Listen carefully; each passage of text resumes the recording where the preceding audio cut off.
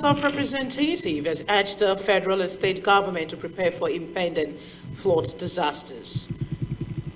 This comes on the heels of a motion of urgent importance by Honorable Femi Gbajabiamila shortly before he resigned from the House of Representatives to take up his role as Chief of Staff to the President. Following Gbajabiamila's proposition, the House expressed concerns that large portions of the country are prone to flooding according to the prediction of Nigerian Meteorological Agency, NIMET, in January this year. The lawmakers asked the government to prepare palliatives and intervention measures for Nigerians to reduce the effect. The House also reserved to invite Nigerian National Emergency Management Agency, NEMA, to brief the House on measures in place in preparation after floods.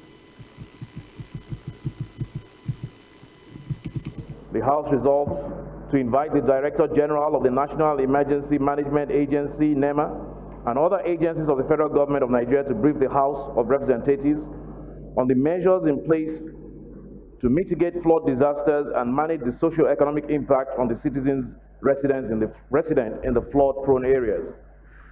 2, the House resolves to liaise with the relevant agencies of the federal government of Nigeria to ensure the relocation of Nigerians away from the most flood-prone areas.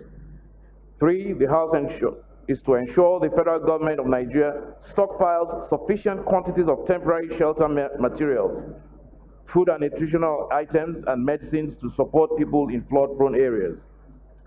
And 4, the House also resolves to encourage communication between the federal government of Nigeria and the state governments to ensure effective collaboration to prevent the worst outcomes in flood-prone areas.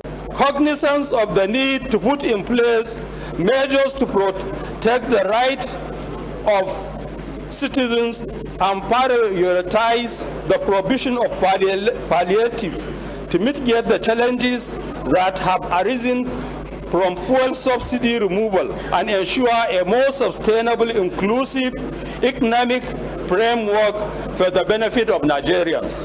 Resolved to urge the federal government to, as a matter of urgency, implement palliative measures to mitigate the effect of fuel subsidy removal on Nigerians, to mandate the Committee on Labor and Productivity, when constituted, to ensure compliance and report back within 2 weeks for further legislative action. To the President, Commander-in-Chief of the Armed Forces of the Federal Republic of Nigeria, that the clerk to the National Assembly do notify the President, Commander-in-Chief of the Armed Forces of the Federal Republic of Nigeria, that the House has assembled and quorum formed.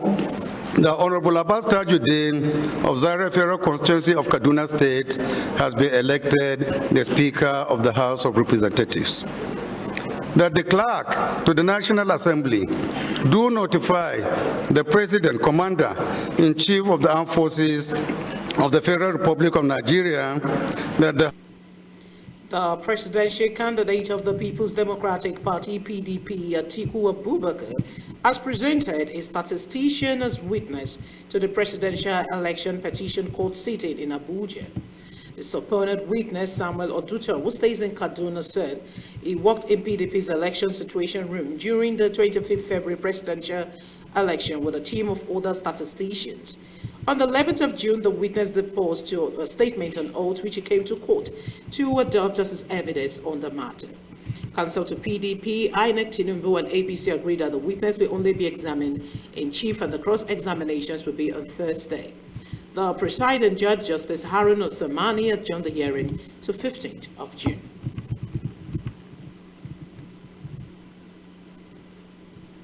The Independent National Electoral Commission, INEC, on Wednesday reacted to the statement by the legal team of the Labour Party and its candidate Peter Obi, suggesting that the commission has refused to respond to the subpoenas served on them.